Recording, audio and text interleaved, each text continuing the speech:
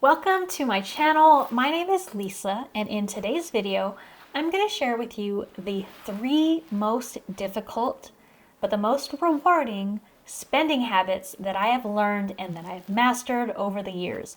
These 3 habits that I'm going to share with you, they've not only saved me so much money, but they have also improved my relationship with money, and they have opened up the doors for me to build wealth, not just now, but also set myself up for building wealth in the future. Now, according to NerdWallet, 84% of people report that they have problems with overspending. 44% of people say that they usually use a credit card to pay for the additional purchases that they make when they go over their budgets. So surprise, surprise, I've easily been part of these statistics in the past. I have fallen victim to consumerism, comparing myself to others, living beyond my means, all the things that we as personal finance experts say you shouldn't do. But that's why I feel like me sharing this hopefully is more powerful, because I'm not just this perfect personal finance expert. I have come a long way to improve my relationship with money, and I want to share some of these habits with you. So the first spending habit on the list that I have mastered is deflating my lifestyle. So you all heard of lifestyle inflation, right? So lifestyle inflation is what happens when your income increases, but then so does your spending. You make more. So naturally, you feel like you can live a nicer lifestyle and you can spend more. Otherwise, what's the point of making more? So the problem with this way of thinking is if people don't have their foundations in place first, it's going to be way riskier when unexpected things in life happen to throw you off track. Think about what happens if you get fired or laid off, or if you have major health expenses. These things are going to hit you a lot harder the more expensive your lifestyle is. So that's lifestyle inflation. Your income increases and your spending also increases. Let me point out, that's not always bad. Sometimes you do that intentionally because you have your savings in place, your investments in place, and you continuously make more money in your career, so you're intentional about it.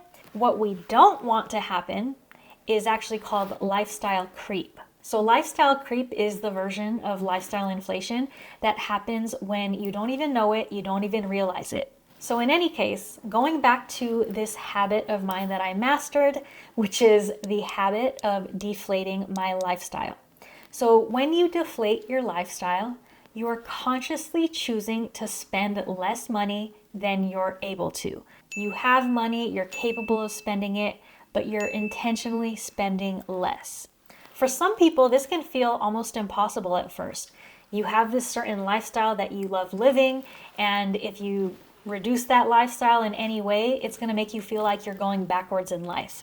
One day you're shopping at Nordstrom's and Bloomingdale's, next day you are at the outlets or at Ross, or you're just pausing on buying new clothes altogether. One day you're getting your nails done every 2 weeks, to not getting them done at all and just staying at home to cut your own cuticles. One day you might be shopping at Whole Foods, buying everything organic. Next day you are choosing to find a budget grocer to shop at. For some of us, it's very easy to justify spending more money when we feel like we earned it or when we feel like we deserve it. And I'm not saying you don't deserve it. I think we all deserve it. We all deserve to manifest a lot of abundance, but there are trade-offs. I believe it is a very major, huge wealth building skill if you have the ability to deflate your lifestyle when you are called to do it, when you strategically choose to do it, or when it just makes the most sense for your financial goals and your financial situation. Here are some examples of when it might benefit you to deflate your lifestyle. 1, your income has lowered. So this is actually when you're not really having to be strategic about it so much, you're being forced into it. But again, if your income has lowered and you don't change your lifestyle at all, that could potentially harm your financial progress. Another time it might benefit you to deflate your lifestyle is when your expenses that are not in your control start to increase. Think about inflation. Gas prices go up, groceries cost more expensive. Maybe your landlord raises your rent and you're not in a position where you can move right now. If there are things in your life that are increasing in cost and you can't really get around it, that might be a time to deflate other areas in your lifestyle. You might also want to deflate your lifestyle if you don't have an emergency fund in place.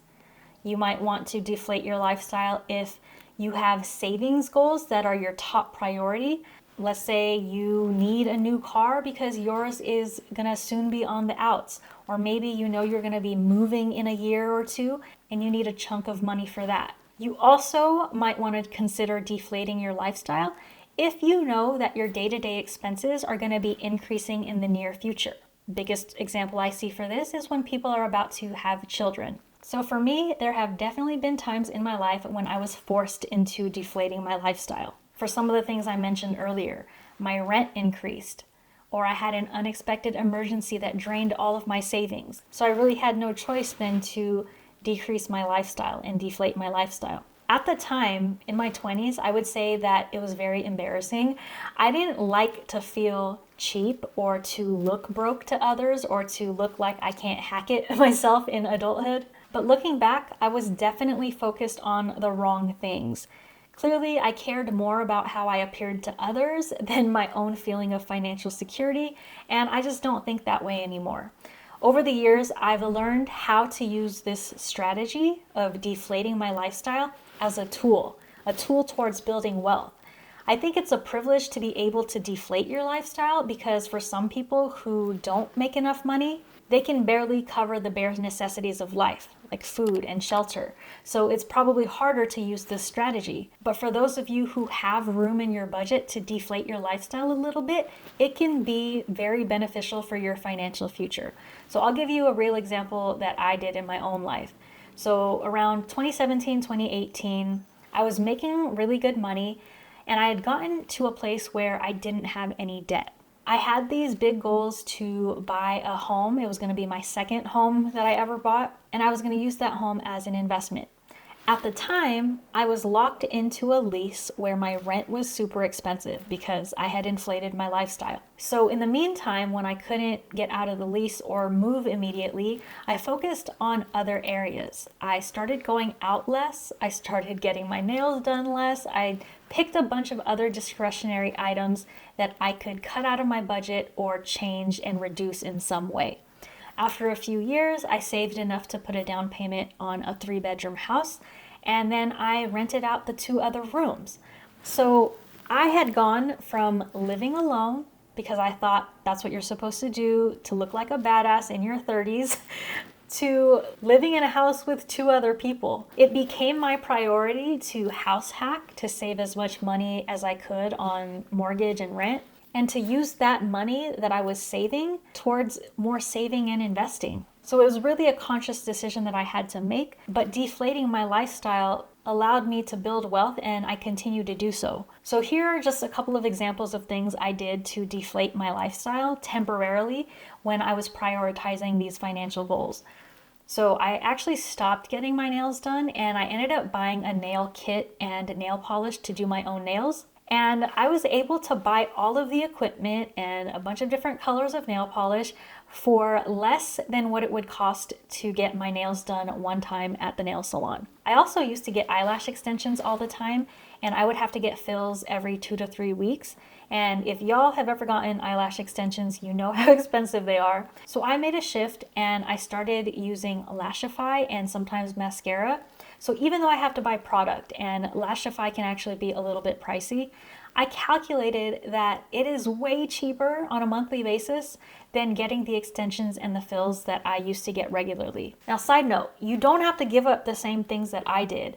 I just want to point out that if you have financial goals, especially if you have limited income, it doesn't hurt to find certain things in your lifestyle that you can deflate, even if it's just temporary, while you focus that savings on your emergency fund or paying off debt or just getting your overall finances to a better place. All right, let's move on to the second item on the list. The next spending habit that I felt was really difficult to master, but I feel like I have, is delayed gratification. So delayed gratification is the ability to wait for things that you want now in exchange for something greater later. So basically, you are putting a pause on things right now because putting a pause on purchasing things and spending on things now can lead to much more later. Whether it's skipping that online purchase you're about to make for more clothes, or maybe you hold off on upgrading to a nicer car because your car is working just fine. This habit isn't really just about saying no, it's about saying yes to other things, especially if you have bigger financial goals for the future. So delayed gratification sounds simple, but it is notoriously difficult. Most of us, because of advertisements, because of our own needs and wants, we typically want things right here, right now. Like we have less patience, we want them when we want them. So I think this skill will take some practice to build up, and it is a lot of mindset work, but at the end, it's gonna be worth it. Sidebar, I'm gonna let you guys in on a little secret. So even as an accredited financial counselor and a certified financial planner, I'm going to admit something to you. Budgeting and tracking my money has never been the number one factor that determines whether or not my finances are healthy. Obviously, budgeting and tracking your money helps, and it's good to do that. But I will tell you that the absolute number one factor that has impacted how well I've managed my money is my mindset. My view and my attitude around my finances. Because if you think about it, your mindset directly translates into how you make day-to-day decisions. When it comes to delayed gratification, it's not that saying no to one thing today is going to translate into $1 million of wealth in the future. It could, but most likely it's going to take more of those decisions. So delayed gratification has to be something you consciously incorporate into your life on an ongoing basis. So instead of thinking of things like, can I afford this or not? Should I buy this or not? Think of it more like, how much do I value this thing that I'm about to purchase? And how much do I value it to have in my life right now? Most times, you can afford the things you're considering to buy, but the delayed gratification bit really is a trade-off with your future financial goals. When you delay your gratification for something today, you are allowing that money to be used towards your financial security and your long-term wealth. And only you will know the right balance of when to use this strategy of delayed gratification, because it's going to look different for everyone. My hot take: I think that there is a world where people actually use delayed gratification too much, too often. So much so that they don't actually get to enjoy any of their money today. So I think it's a balance, but I do think that if you're able to build this skill, especially if you tend to overspend, you can use those savings, use that money that you didn't spend towards all of your various financial goals. Build that emergency fund, pay off all of your debt, start investing. All of those things require money, and the more you're able to save because you built up this habit of delayed gratification and being okay with delayed gratification, the more you're going to have for those things. So let me give you some tips on how you can learn to use delayed gratification to your benefit, not to your detriment, but to your benefit. Number one, spend with intention. So this skill typically is not going to happen overnight, but the goal is to become more aware anytime money goes out of your pocket. Before you make a purchase, consider the value that this thing you're purchasing is going to bring to your life, and simply learn to be more intentional about your spending. Number two, incorporate the 48-hour rule. Instead of completely saying no to everything and delaying gratification on every single thing, incorporate a time-based rule, like the 48-hour rule. What it is basically, if you want to buy something and spend money on something, don't do it immediately. Wait at least 48 hours to see if you still want it. So this is a mini form of delayed gratification. It's delaying it at least 48 hours, and what it does is it curbs impulse spending.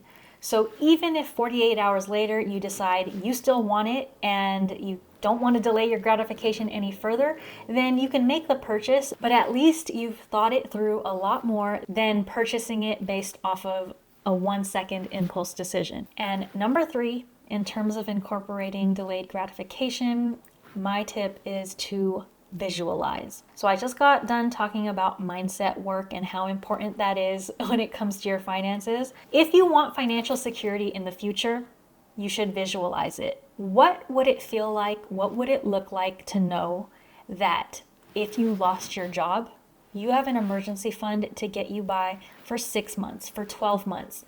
You have all that time to find another job on your pace, on your time. What would it feel like to know that you have enough money invested that if you wanted to retire before age 65, you could? Or if you wanted to take a break from working, take a sabbatical, change careers, go back to school, that you have the means to do so? What would it feel like to know that if you wanted to take a lavish trip across the globe on your next vacation, that you could? Because instead of spending every dollar you have as soon as you get it, you put it to work, you save it, you invest it. When you visualize these longer term goals of the things you really want, it's going to help you with these day-to-day decisions, and it's going to help you delay that gratification and avoid any irresponsible spending. All right, before I hit the last habit on this list in this video, I think I forgot to introduce myself in the video. So for those new here, hello and welcome. My name is Lissa Prudencio. I'm a personal finance expert. I mentioned I'm an accredited financial counselor and a certified financial planner. That's a lot of words to say. I know what I'm talking about, and I'm here to help you. So if you're not already subscribed and you are enjoying this video, please subscribe and make sure you hit the like button. Last but not least, the third spending habit on the list that I have mastered is distinguishing between needs versus wants. On the surface, this might sound super easy. You need food to survive. You want alcohol, right? You don't need it to survive, you just want it. You need toiletries, you need body wash, you need shampoo to wash your hair, but you want a massage. It might not be necessary, but you want it. Now I'm going to tell you, in my work with financial counseling clients, it's actually not that straightforward. Distinguishing needs versus wants is where a lot of people trip up in their budgeting and in their spending plans. In the moment, everything can feel like a need. If you have built your lifestyle to be at a certain level, a lot of things are going to feel like needs. But part of mastering your finances is learning to take a step back sometimes, to pause, and to ask yourself, do I need this to survive? Or do I want it because it makes life more enjoyable? Or do I not even want it at all? Why am I even buying it, right? Just taking that moment to understand the distinction between needs and wants and things you actually don't want is going to help you prioritize anytime you have to make a financial decision. A really, really big one where I see a lot of blurred lines is when it comes to big purchases, in particular your car, right? For example, many people will say that they need a car to get to and from work, to get to and from school, to get to and from dropping off their kids at daycare. So while what you need is the utility of a vehicle to get you from point A to point B, what you want sometimes is a nicer car than that baseline, basic box with wheels on it. So I'm not going to tell you what car to get. That is your personal decision. But what I will share with you is I think it goes a very long way for your finances to just start thinking more about what you value. Do you value a luxury brand car because you value the quality of craftsmanship, because you value features on the car, you value safety, or maybe you value what other people think and you highly value what the car says about you? You're going to do you, and if you care about what other people think, that's you. But if that's the case, I just want you to think about, are you comfortable with the money tied to that value that you're getting? Finance is oftentimes just a game of trade-offs. Let's say that you can get a decent car for $20,000, but you want the $40,000 one. So $20,000 more is that added premium of getting the car that you want, even though you can get a basic one that covers your need for just $20,000. So let's say you finance this car because you're not going to pay it in cash. You get a car loan. So you're not just paying $20,000 more for that premium car, you're also going to be paying interest. So what I want you to think about is that 20K plus the interest worth it to detract from your other financial goals? Now, look, if you make a ton of money, and this is not even a question, then that's fine, right? You already have your emergency fund. You're already investing for an early retirement. But a lot of times people have limited resources. So when you're making this decision of the car that you need versus the car that you want, think about what would happen if you got the car you needed for the utility and you saved a little bit by not getting that luxury car that you think you need or want, and instead use that money for your financial foundations. There's a lot of things you can do financially, but just as a matter of an example, I just keep saying emergency fund, paying off all your debt, and investing. And another thing, I'm not saying that you can never get this dream car that you want, but I think you have to think about it. Think about what is it that you really want and need, and what are the trade-offs behind it. Can you delay your gratification until you have your wealth building in place? It's all about balancing your current wants with your future goals. And in order to do that, you have to have an idea of what your needs are versus your wants. So to recap this video, the 3 most difficult spending habits that I feel I've mastered and that have helped me build wealth and continue to build wealth are: number 1, deflating your lifestyle. The key is don't do this just when you're forced to, but use it strategically as a tool to get ahead. Number 2, delaying gratification. Think about how important it is to have something now versus in the future before purchasing it. Bring some awareness to it. And this is not to say you have to stop buying everything you want right now, but practice delayed gratification, and it's really going to help your finances. And finally, number 3, the ability to distinguish between needs from wants. Personal finance is personal. You are going to do you. I'm not going to be one of those people that tell you exactly what you got to do, because I'm not you. But what I want you to do is to prioritize bigger goals such as financial security and wealth. I hope this was helpful. Until next time, peace out.